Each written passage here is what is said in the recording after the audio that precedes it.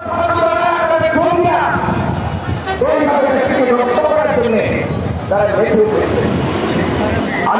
মনে করি ৭১-এ পরাজিত শক্তি, ৭৫-এ পরাজিত শক্তি, সব শক্তি তারা জিয়ার নেতৃত্বে এক কাতারে এসে বাংলাদেশে কাণ্ডলীলা চালিয়েছে। বাংলাদেশ আওয়ামী লীগ প্রাণপণ চেষ্টা করেছে মানুষের জানমাল রক্ষা করার জন্য, কিন্তু জঙ্গিদের প্রাক্তন জঙ্গিরা তারা গুপ্ত হামলা চালিয়ে আমাদের জনগণের সেবামূলক সকল প্রতিষ্ঠান করে দিয়েছে। মেট্রোরেল জনগণের স্বার্থে, সিটি কর্পোরেশন গাড়িগুলো জনগণের স্বার্থে,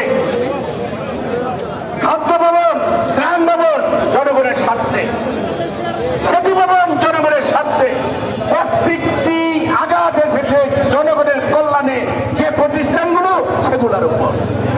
এত করে পরিষ্কার ৭১-এর পরাজয়ের শোধ দিয়েছে ৭৫, আর ৭১-এর পরাজয় শোধ দিল ২০২৪।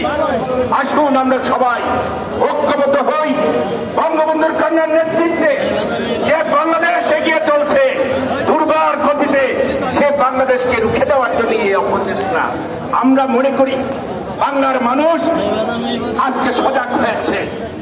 ৭১ কাণ্ডলীলা চালিয়েছে, উঠা আন্দোলনকারী মেধাবী ছাত্রছাত্রীদের উপর ভর করে জনগণ বুঝে উঠতে পারেনি।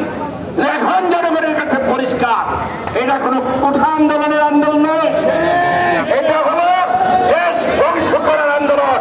আর এই আন্দোলনকে প্রতিহত করার জন্য আমরা যুবলীগ শেখ হাসিনার নেতৃত্বে রাজপথে আছি, রাজপথে থাকবো।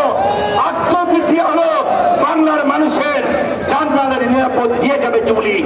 এটাই হোক আজকের শপথ। সকলকে ধন্যবাদ।